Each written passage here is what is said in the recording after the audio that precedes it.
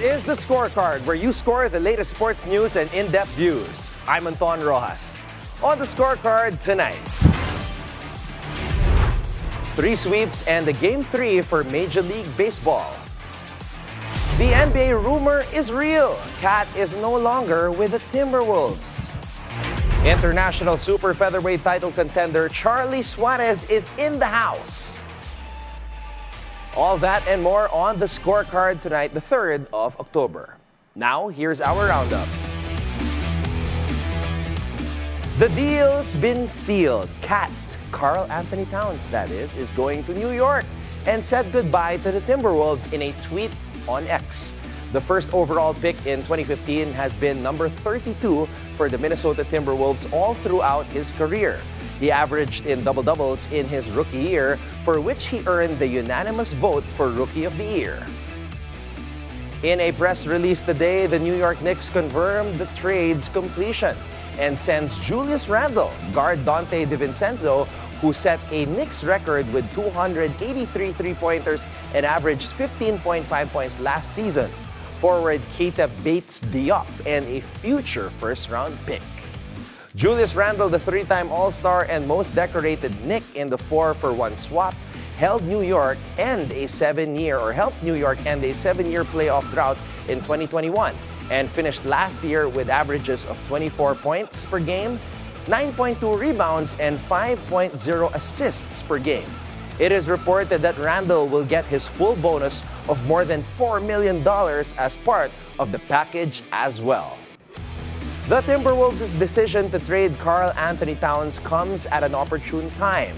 Despite being in his prime, Towns has faced several significant injuries over the past 3 seasons, averaging only 55 games per season, including just 29 games in the 2022-23 season. This timing allows the Timberwolves to maximize his trade value while addressing his recent injury history. In Major League Baseball, let's look at the American League Wild Card round. The Detroit Tigers, who hadn't made the playoffs since 2014, managed to sweep the Houston Astros in the AL Wild Card Series. What makes this a bigger feat is that the Astros had been a dominant force, reaching the AL Championship Series for the past 7 seasons. Andy Ibanez smashed a 3-run double in the 8th inning with the game tied and the bases loaded. The Detroit Tigers will next face the Cleveland Guardians, who host the opener in Progressive Field for the best-of-5 division series at 1:08 a.m. on Sunday, Philippine time. The Kansas City Royals also advanced, finishing a 2-game sweep of the Baltimore Orioles with a 2-1 win in the second game of their AL Wildcard Series. Royal shortstop Bobby Witt Jr., who secured the winning run for the second consecutive game, expressed confidence in the team, calling it special and telling the world that they are not done yet. The Baltimore Orioles suffered their 10th consecutive playoff loss and haven't won a playoff series since 2014. The Kansas City Royals, making their first playoff appearance since their 2015 World Series win, will face the New York Yankees in Yankee Stadium for the Division Series at 6:38 a.m. Philippine time.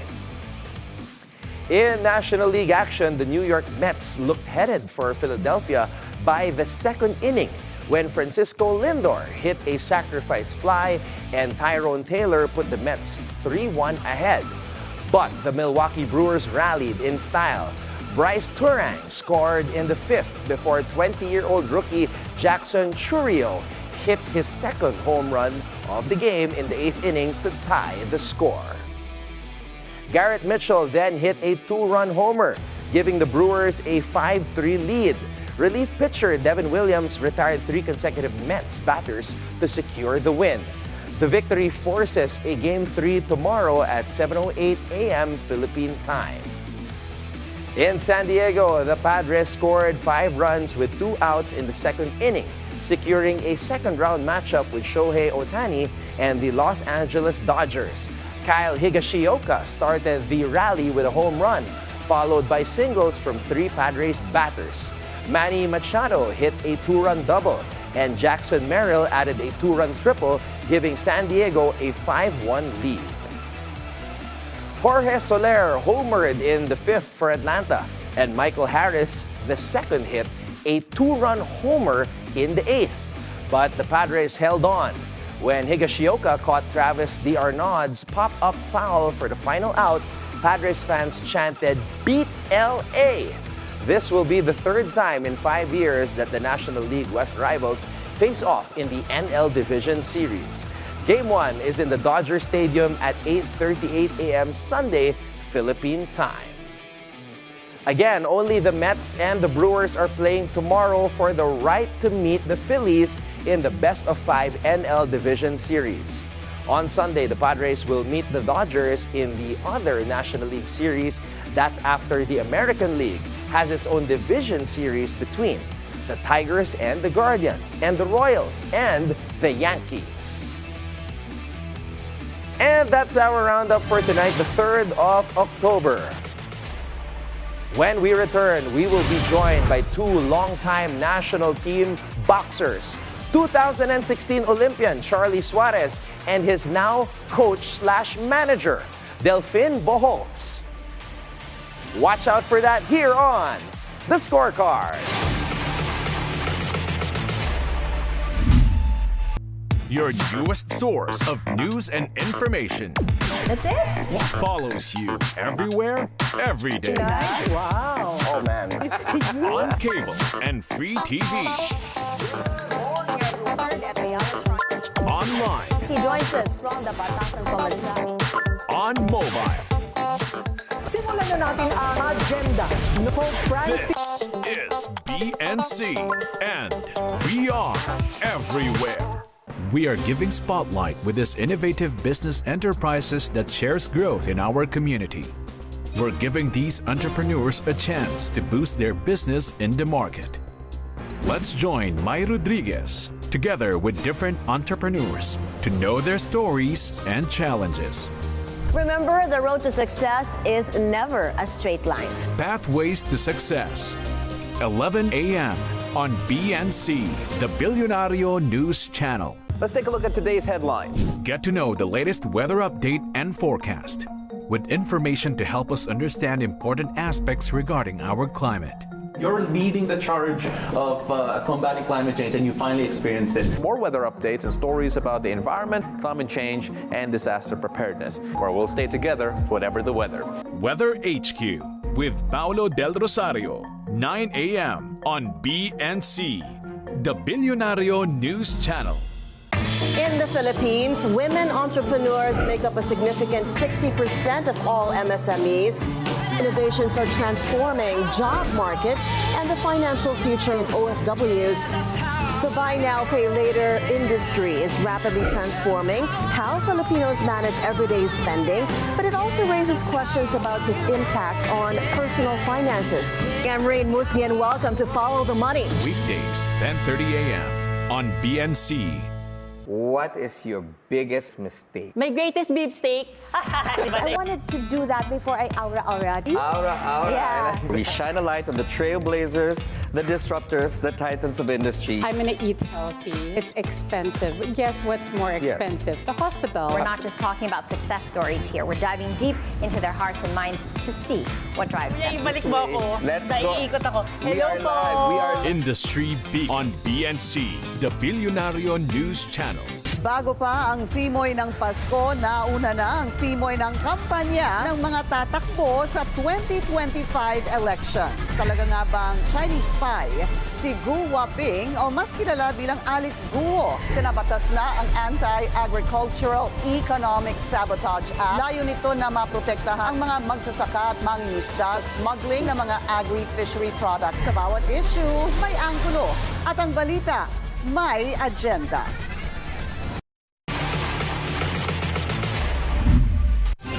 At kasama natin ngayon in studio, dito sa The Scorecard ngayong gabi, 2016 Olympian who, in his young pro career, is already raring to go for a world title. Let's welcome Charly Suarez at ang kanyang dating teammate ngayon, coach/manager, Coach Delfin Boholst. Coach, medyo social yung apelido mo eh. Tama ba yung pagbigkas ko? Boholst. Yes sir, tama po yun, Boholst. Ayun. Okay, welcome dito sa BNC Studios. Coach at syempre si Charly. Champ, good evening sa inyo. Thank you sa pag-unlock dito sa programa ng The Scorecard. Ito, panibagong naman namin dito. Panibagong punta sa studio na to. Okay, salamat sa pagbisita. Charly, Champ, dala mo yung WBO International Super Featherweight Belt. Kwentuhan mo naman kami muna yung experience mo sa Arizona. Nanalo ka TKO sa third round. Kamusta naman yung experience? Nakapagbigay ka ng karangalan para sa ating bansa. Una, siyempre, nagpapasalamat ako sa ating Panginoon dahil nakamit namin ni Coach Delfin yung minimitin namin. Isa to sa minimitin namin eh. Pero hindi talaga to yung pinaka-minimithi. Isa lang siya. So, experience is walang katumbas na kaligayahan dahil alam nyo ba, trivia? Okay, sige. Sa laban ko, birthday ni Coach Delfin. Ganun ba, Coach? Oh. So may extra motivation ka na manalo pa-birthday mo kay Coach Delfin? Kaya kung makita nyo sa video, si Coach Delfin hindi umiiyak. Hindi ka naman kinakabahan, Coach? Siyempre, andun na yung kaba, pero siyempre, masaya dahil nanalo kami dun sa laban. Okay, ito, maganda ang kwento nitong dalawang to, guys, kasi we've been talking kanina in the dressing room before going live. Since 7 years old, nagsimula ka na sa boxing. 11 years old, dun ka nagsimula magseryoso. Pero 7 years old, dun ka na nagsimula. Tapos, naging teammates kayo sa national team. Kwentuhan nyo naman kami paano kayo nag-meet at paano nyo na-form itong ngayong partnership mo as coach/manager dito sa goal ni Charly na maging world champion balang araw. Una, nung dumating ako sa national team, mas nauna si Charly sa akin eh. Okay. Si Charly 2004, then ako 2005. Nung nakita ko pa si Charly, bata pa to eh. Okay. Bubut pa. So nag-aaral pa siya sa Baguio ng high school. So ako noon, pagdating ko sa national team is nasa senior agad ako na tinrop si Charly nasa junior. Okay. So hindi ko alam kung bakit magtagbo yung namin kasi siguro dahil puro kami Bisaya, taga Mindanao. Kaya mabilis yung namin dalawa na magkaibigan agad. So then nung nagsali na kami sa mga competition, si Charly, magaling si Charly. So, siya yung pinakabatang boxing hero na nasali sa senior na time. So, nag-compete kami ng mga Olympic qualifying. Si Charly yung pinakabata na nakasama namin. So, yung mga kasama namin, mga nasa kilalang mga boxing hero na like Harry Tanyamor, Julito Paila, Joan Tipon. So, si Charly doon isa sa pinakabata na kasama ko, so kaibigan pa kami. So pag may mga travel abroad, magka-roommates pa kami. So mabilis yung namin yung pagkaibigan ng dalawa. Natandaan ko pa nung nasa national team ako, siyempre yung pagdating namin wala pang mga allowance. Si Charly, may si Charly kasi may pira si Charly. Okay. Binibigyan niya ako ng sabon, shampoo. Ba? Okay. So magkaibigan kami ni Charly. So pag may mga pag-weekend, tapos ng training, magkasama kami sa Baguio, masyal, mga ganun yung namin ni Charly. Then, nung pagtapos ko ng career sa boxing, 2012, nag-rin din ako ng duty sa military. So, 2012, then 2017, umalis ako sa service. Then, doon, nag-uusap na kami ni Charly tungkol sa boxing. Then 2018, doon na parang namin ni Charly. Pareho kami ng may gusto eh. Gusto niya na rin mag-boxing. So, si Charly gusto din mag-boxing. So, sige, mag-pro tayo, try natin. 2019, nakapag-start na kami ng laro noong 2019. Nag-debut siya ng pro boxing niya sa Cagayan de Oro. Okay, 2019 yon. Pero nung 2016 sa Brazil, sa Olympics, magkasama na kayo nun? Yes, sobrang tuwa ko nun kasi yung time na yun, 2000, naglaro sa Olympics, na-assign ako ng Division Training School. So, talaga si Charly, pinagmayabang ko talaga doon sa director ng school kasi siyempre naging teammates ko tapos nag-Olympian pa. Naglaro siya ng Olympics. Okay. May isang time na yung naglaro sila ng Olympics, nagtigil muna ng training, nanonood kami ng laban ni Charly. Okay. So lahat ng student ng time na yon, stop muna nanood ng boxing. So siyempre ako bilang teammate niya, very proud na kasama sa doon sa Olympics. Okay. Charly, ikaw naman. So, ngayon, pro na. Siyempre, ibang usapan yan eh. Iba yung nasa amateur, iba yung nasa pro. Gano'ng kalaking bagay na si Coach Delfin kasama mo ngayon, nag-guide sa'yo, dating teammate, ngayon coach/manager. Kamusta naman yung experience at yung samahan nyo parehas? Yun nga yung sabi ni Coach na yung gusto ko lang emphasize na pinagtagpo. Ngunit pinagtadhana. Kasi minsan pinagtagpo pero hindi tinadhana Yun yung masakit. Pero kami, pinagtagpo, pinagtadhana pa. So, yun nga, ang experience is nandun. And then, ako kasi masaya ako dahil yung kasama ko is boksingero din. Kasi naintindihan niya yung feelings ko, yung situation, yung hirap. So, nakikita niya na kung ano yung nararamdaman ng isang boksingero kasi galing siya doon eh. So, isa yun sa malaking factor ng coach na makikita niya kung ano yung hirap na pinagdaanan ng boksingero o atleta kasi galing siya doon. So, yun yung pinaka mapalad ako dahil ganun yung naging coach ko. Siyempre, at saka official pa sa military. Okay.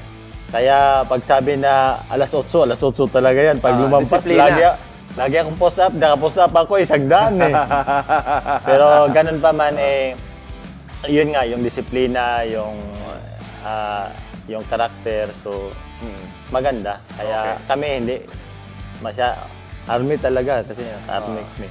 Ngayon, may tanong ako. Siyempre, kasi ako, matagal na rin ako nagko-cover ng boxing. Alam ko yung ibang mga kwento, yung mga challenges. Dati, tinutulungan ka ni Charly, binibigyan ka ng sabon. Pero ngayon, may ibang tumutulong at sumusuporta sa inyo. Si Governor Chavit Singson. So, kwentuhan nyo naman kami paano kayo nagtagpo ni Gov and then paano kayo tinutulungan ngayon? Nung napunta kami kay Gov Chavit, nung pagtapos namin ng laban ni Charly doon sa Australia, naging champion doon si Charly. Maraming regional title nakuha si Charly doon. Nakuha niya yung WBC Asia, WBC Australia, WB Oceania, IBF International, saka IBF Intercontinental. So, siyempre, na-impress siguro na nakita ko, nanalo. Tapos, magaling na player to. Umabot ng 12 bronze yun eh. Saka nakakio yung kalaban. So, nung umuwi kami doon sa Australia, may kaibigan kami doon. Sabi niya, pag-uwi niyo sa Pilipinas, puntahan niyo si Gob. Yun. So, nung napunta kami kay Gob, yun na, tinanong kami ni Gob kung ano yung gusto namin.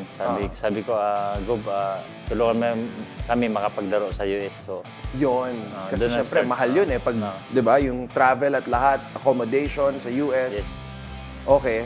Ngayon, dala mo yung shorts. Ito yung suot ni Charly sa kanyang huling laban against Castañeda sa Glendale, Arizona, sa disyerto. So, ayan, represent talaga sa Army eh. Ito yung Army Sarap. Yung LCS, ito yung Louis Chavit Singson na yung logo. Logo niya, company nila. Okay. Saka nilagay talaga namin yung ni Gob dito sa likod. Ayan. Yung Charly, ang linis para wala bang dugo yan? Yan malinis eh. 3 rounds lang eh. TKO agad eh. Inihintay ko ngang may dugo para laban ko eh. Okay. Alam mo, na-excite ako sa'yo, Charly, kasi yung boxing sa panahon ngayon, kailangan natin ng kailangan natin ng ingay sa boxing. World champion. Yun yung laging goal ng isang boksingero. 36 years old ka na ngayon, Charly. Medyo late eh. Medyo late. Pero better late than never. Late bloomer. Ano yung goal nyo, along with yung support ni Gov Chavit, na one day, makamit nyo yung maging world champion or makalaban lang para sa isang world title? Para sa akin, no, siyempre, andito na kami ni Charly ngayon sa larangan ng boxing, tapos si Charly na sa rank number 1 na sa WBO. Ayun. So, ang laking chance talaga ni Charly makapaglaro ng world title. Tapos, andito pa si Gob na sumusuporta sa amin. Siyempre, yung top rank, yung si Bob Arum, kaibigan ni Gob. So, siyempre, mas nakapasok kami doon na through Gob. So, ito mas lalo na ngayon, mas madali yung makapaglaro kami ng world title. Yun nga, nung nakarang araw, sinabi nga ni Gob na gusto niya dalhin dito yung laban sa Pilipinas. Dito sa Pilipinas? So, world title yes, dito sa Pilipinas? Yes, yes. Wow! Okay. Sana mangyari na dito papayag yung top rank na pupunta dito na lumaban para sa Charly. So, biruin mo si Charly, challenger, tapos yung world champion pupunta dito. So, siyempre, alam naman natin, kaya ni Gob, nakapag-host na nga siya ng Miss Universe. Itong boxing pass, sinabi niya, gusto niya yung boxing na sport. So, walang imposible. So, kung nasa top rank na, kung papayag siya na dito, gaganapin yung laban. Okay. Kanina, tinitignan ko kung sino ba yung champion. Mexicano pala no? Yung WBO champion yun. Papayag kaya yun, dito sa Pilipinas sa lalaban? Papayag yun. Okay. Kasi kung depende sa negotiation yan eh. Okay. So kung papayag sa yun yung opportunity namin ng team. At siyempre natin ng mga Pilipino. At magandang magandang laban. Dapat paghandaan. Na pag-aralan mo na ba, Coach at Charly, yung potential nyo makakalaban ng Mexicano na WBO champion? And ano sa tingin nyo yung magiging takbo ng laban if ever mangyari nga? Na sana kasi ako, matagal na ako nag-aabang ng big fight ulit dito sa Pilipinas. Para sa akin, yung estilo ni Charly swak doon sa estilo din ni Navarrete. So, magandang laban talaga to mapakita pag nagkatuloy na si Charly saka si Emmanuel Navarrete ang lalaban. Ayaw ko rin pangunahan yung kung ano mangyari sa laban ni Pro. Okay. Masasabi ko talaga magandang laban yung ipapakita ni Charly doon sa pag sila yung magtagpo sa taas ng ring. Alam mo, na-excite ako kasi nga dati naalala ko si Pacquiao dumaan sa mga Meksikano yan. Di ba? Sina Fernando Montiel at lahat, Nonito Donaire, ganun din, puro mga Meksikano. At para mangyari yung laban dito sa Pilipinas, yun yung pinapangarap namin ng mga Pinoy. Charly, baka meron kang mensahe sa lahat ng mga nanonood ngayon, sumusuporta sa inyo na sana matuloy yung laban dito sa Pilipinas. Yun, sa lahat ng mga sumusuporta sa akin, especially sa kay Governor Chavit Singson, former governor. Gusto ko pong mapasalamat sa kanya dahil simulat sa poll, sumusuporta siya sa akin. At sa lahat ng mga nanalangin sa akin, mga warriors, lalo na yung mga Pilipino doon sa kung saan kami naglaban doon sa Oklahoma at saka sa Texas, and then yung nakaraan lang doon sa Glendale, Arizona. At siyempre, kung saan ako nababilang sa Philippine Army na walang sawang sumuporta din sa amin ni Coach. At sa lahat ng mga followers ko, huwag niyong kalimutan i-follow ko, i-click yung page ko, Charly Suarez Official. Siyempre. At ang susunod niyan, si Coach na yung magpapasalamat. Yun. Sige, Coach, mabilis lang. Ulitin ko, nagpapasalamat ako kay former Governor Chavit Singson sa Philippine Army, sa pamilya namin na walang sawang suporta hanggang simula noon hanggang ngayon. Then sa mga tao na tumutulong sa amin, lalo na kay Doc Runner na pag may naramdaman si Charly, siya agad ang unang tinatakbo namin. Yung Enduro Factory, kay Ma'am Coco Ilorde kung saan kami nagtitraining pag nag-sparring, sa Tagaytay kung saan kami nagtitraining ni Charly sa Spartan House Gym, then sa yung tao na nagbigay ng warehouse gym sa amin dyan sa Port Bonifacio, si Sir Joseph Oy. Then sa kabrad ko na si Boss Ariel. Ayan po, ating WBO International Super Featherweight Champion Charly Suarez and of course, Coach Delfin Boholst. Maraming salamat sa inyong pagbisita dito at good luck. Sana matuloy yung laban dito sa Pilipinas. Yes, thank you sir sa pagpa-unlock nyo sa amin. Sa lahat din ng mga staff dito, marami pong salamat at patuloy nyo po kaming suportahan, especially to you sir and then to ma'am, mga cameraman dito. I-follow nyo pong page ko ha. Ayan, huwag nyo kalimutan ha. Charly Suarez. Alright, maraming salamat. Thank you. When the scorecard returns, be sure to keep your eyes on the prize.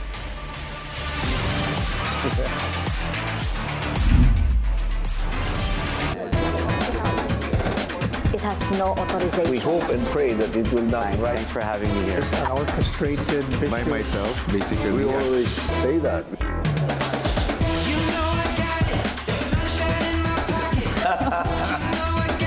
It depends. A well-concerted effort. Perhaps I can reiterate. My greatest beefsteak. Iba na, iba pa na. Beauty, health, adventure. This is for you. Ultimate mind and body experience. Join Marie Lozano where she uncovers the untold stories and unexpected surprises in the world of lifestyle. The idea was to give viewers a behind-the-scenes look at how things work and if it's worth the hype. Yeah! The Lifestyle Lab, Saturday on BNC, the Billionario News Channel.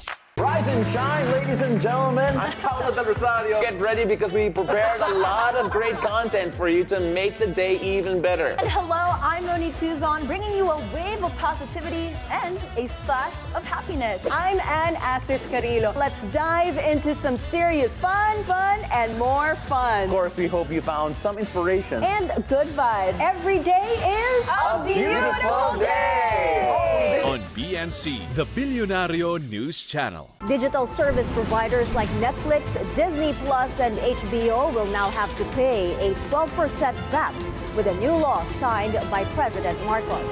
The filing of certificates of candidacies for next year's midterm elections. Among those who have formalized their bids today are former and incumbent senators. Mai Rodriguez sums up the newsfeed for you halfway through the day. Newsfeed at noon on BNC, the Billionario News Channel. Welcome back to the scorecard. It's time to keep your eyes on the prize. We'll break down the upcoming matchups to deliver key insights that might just give you the edge that you need to stay ahead of the game.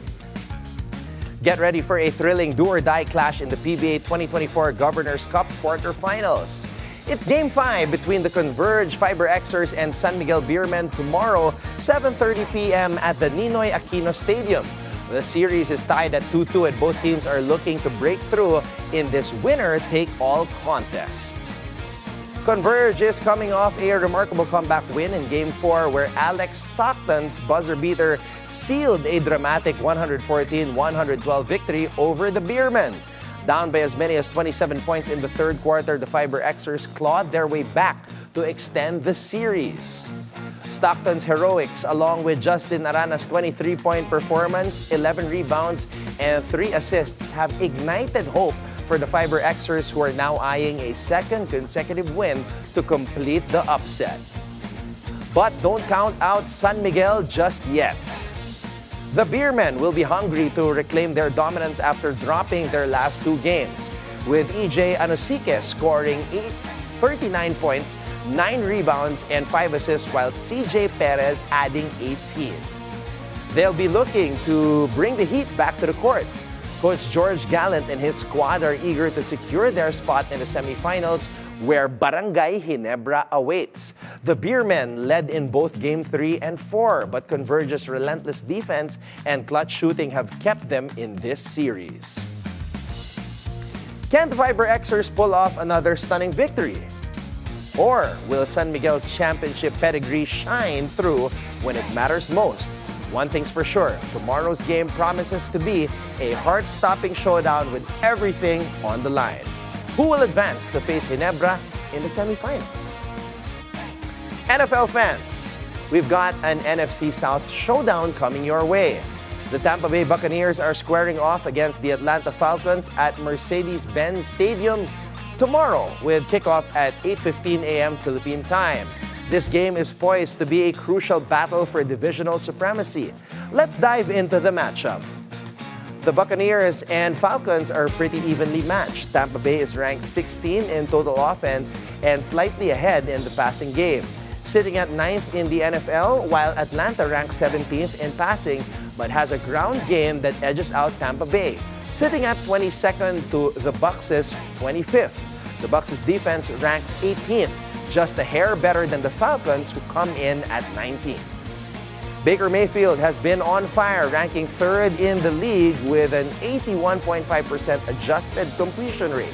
He's likely to target Chris Godwin heavily in the slot, where Godwin has topped 64.5 yards in 2 of 4 games.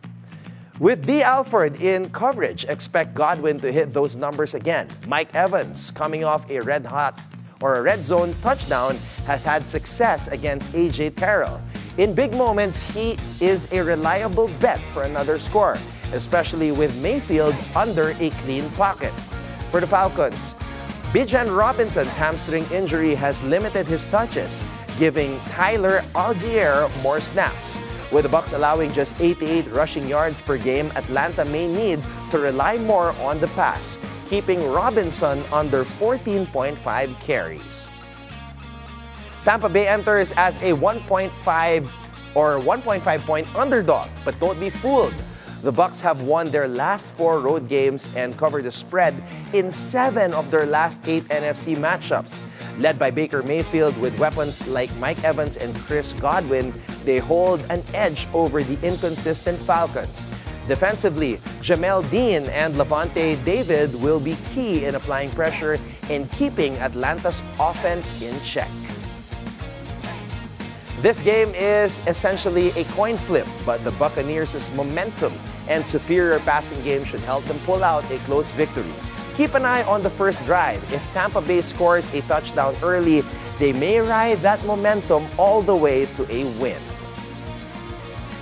Now, before we go, think on this. From Walter Smith Jr., who is better known as Sugar Ray Robinson. Rhythm is everything in boxing. Every move you make starts with your heart.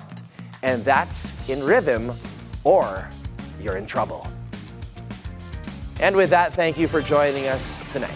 We'll see you again here tomorrow on The Scorecard, where sports is our business and business is our sport, right here on the Billionaire News Channel.